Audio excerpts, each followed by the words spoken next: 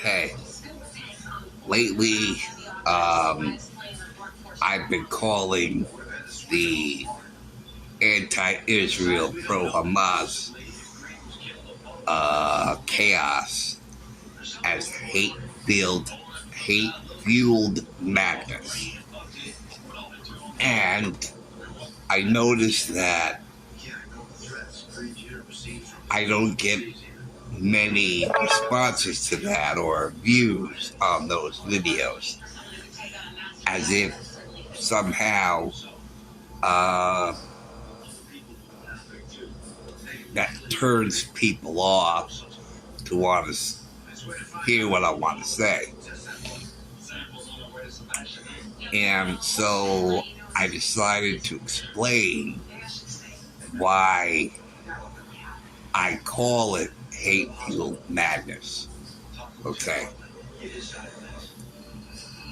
As you know, I'm a never-ending student of psychology and sociology. And that is the behavior, the study of the behavior of the individual and the study of the behavior of the group. So I'm looking at all of this as their behavior, not so much about part of what they say, but also how they behave. Okay? So hate-fueled is what they're saying, right? Anti-American, anti-Israel, anti-Jew,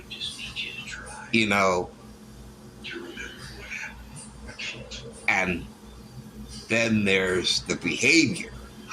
So it's a combination of what they say and how they behave. And as I look at that whole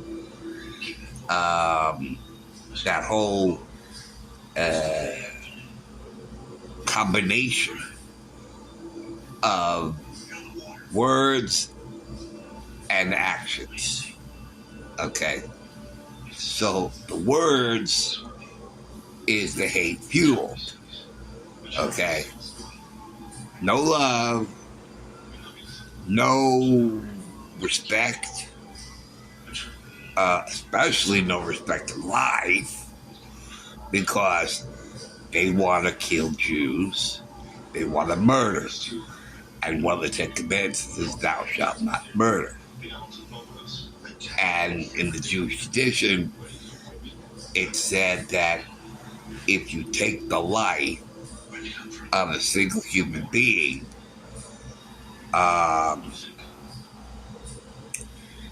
that's like destroying and obliterating an entire universe. Okay? Because each life touches other lives. So there are friends, there are family, people who love the people you want to murder and take the life of. So, like, for example, there's so many examples that I could give where somebody died and the father's affected, the mother's affected, the children are affected, the wife or husband is affected. So that's the hate, no respect at all for human life. The madness part is when I see the behavior, the jumping up and down, the flares, and the fighting with the police, shouting out,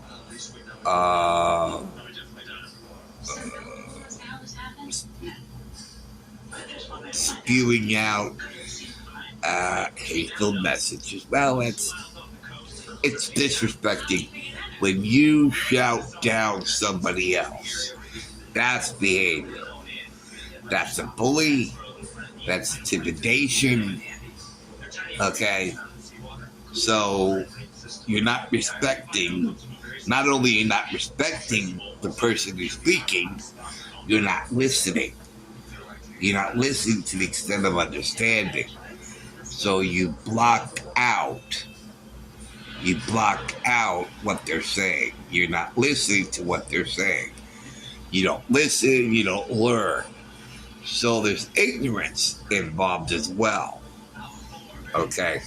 So all of these people who are shouting and so much anger and hate, okay, they're not listening. They're stubborn. They're ignorant. They're not learning anything. They're not taking in somebody else's words, you know. Because when you do that, your knowledge and your wisdom grows.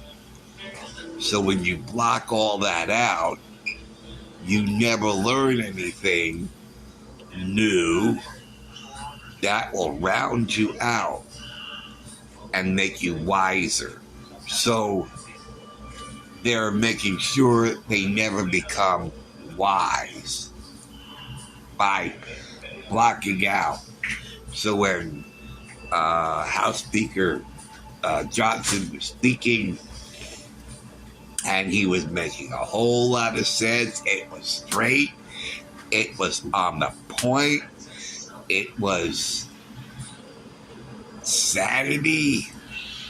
It was serenity, peace, you know. And they just kept shouting him down. And that is also, I'm not sure if that's Marxism or fascism. It's one or the other. Like when they had the pro-life speaker at a college, and a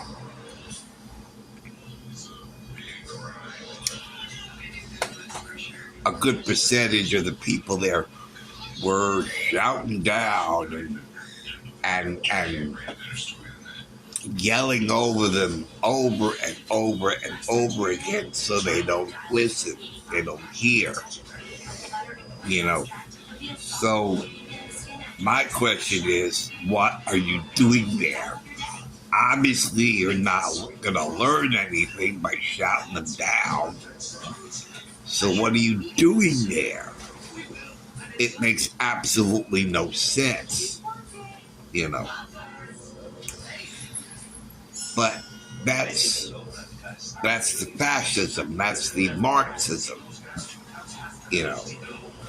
So when they were doing that to Speaker Johnson at Columbia, I think it was the same thing at that other school where they're being ignorant, and by blocking out what they were saying.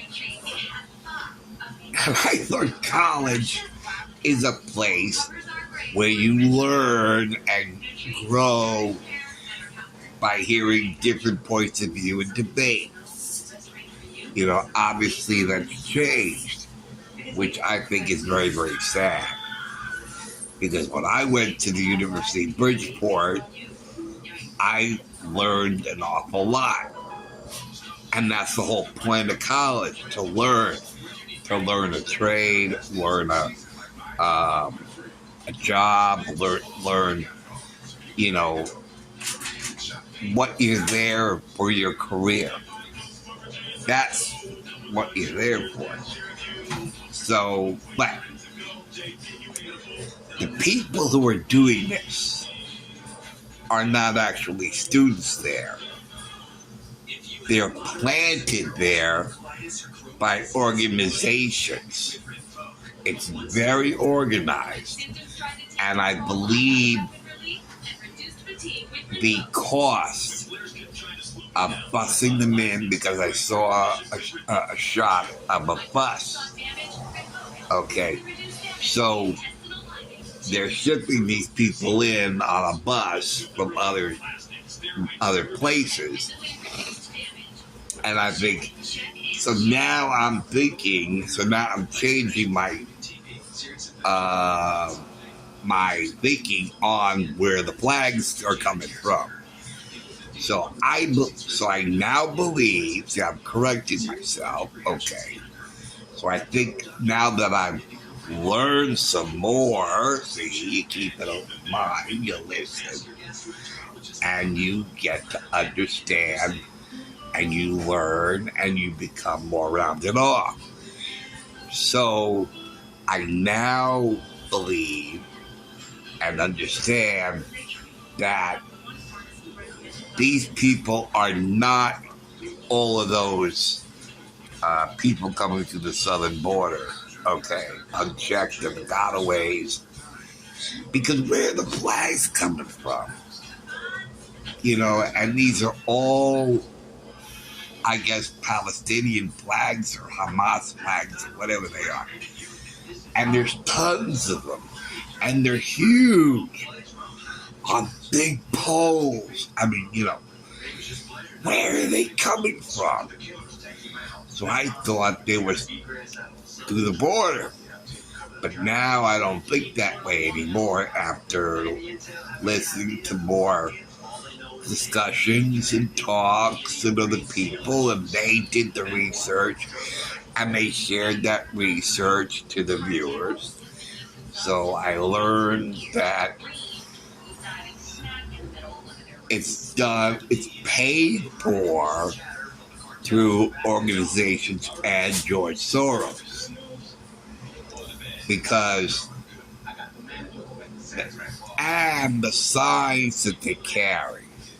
I was paying attention to that. All these signs were professionally printed up. My grandfather was a sign painter, you know. So I'm aware of that. So I look at these like now some of the banners or signs were hand or personally done, hand painted or written by a Sharpie or whatever. But there are other signs that were professionally done, you know, that, yeah, professionally done.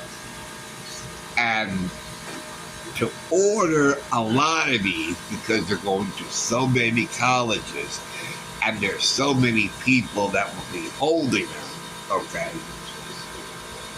it has to cost a lot of money.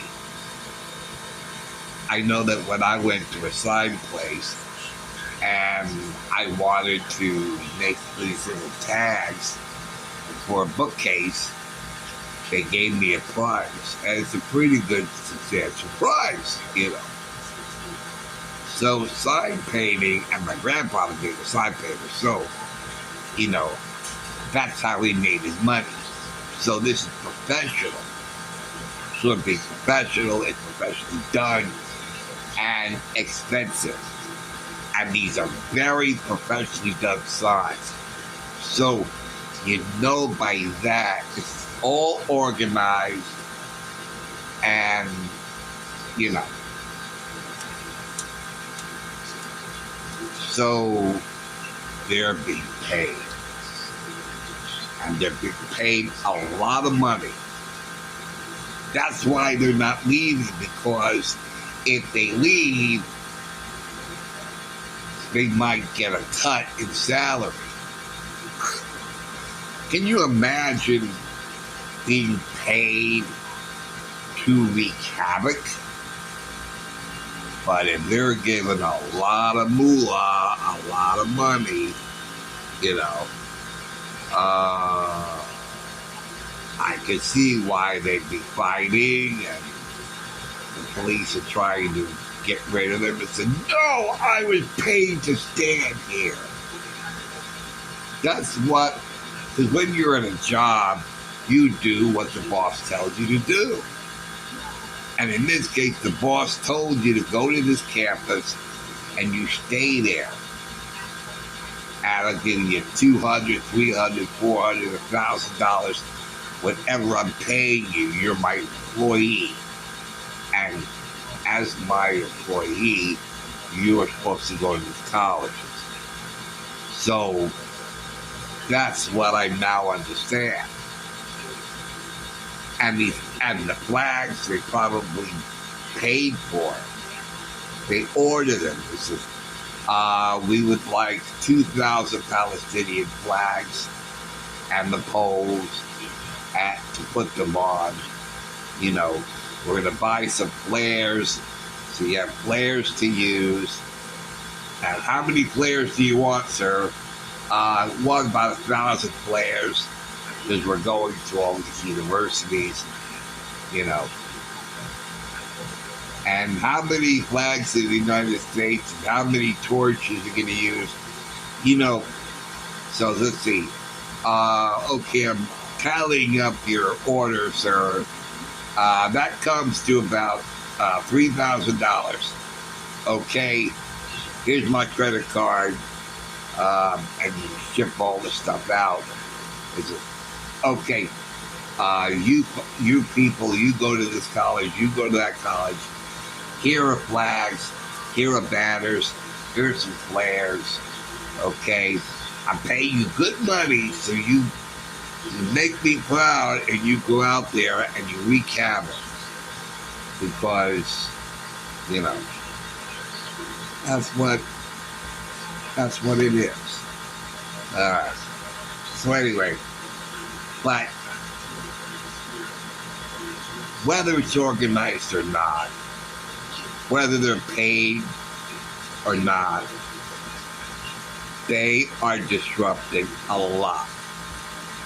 They've already disrupted graduation ceremonies at these colleges and affecting the lives and memories of the students, because the biggest thrill is when you graduate, whether it's a college graduation or a high school graduation, because I tell you, it was a big deal for me graduating high school.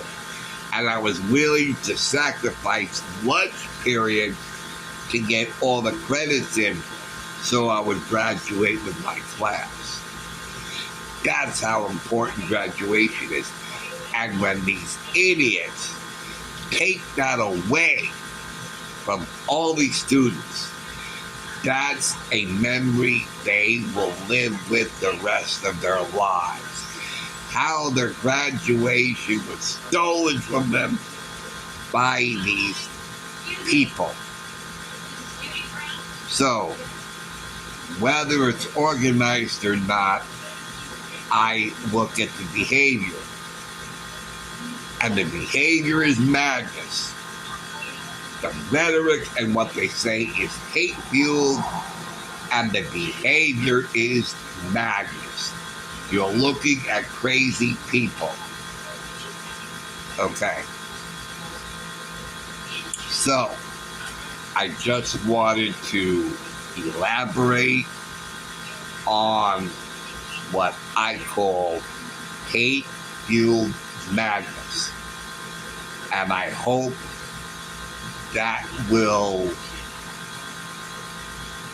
I hope you understand what I mean when I say hate-fueled madness. So anyway, thanks for watching. Thanks for listening. There it is. Okay. This has been moved, so I'm Yeah. I guess it's a weird. Oh, I see what I did. Okay. Never mind. Never mind. Okay. Thanks for watching. Thanks for listening. I'll see you later. Take care. Bye.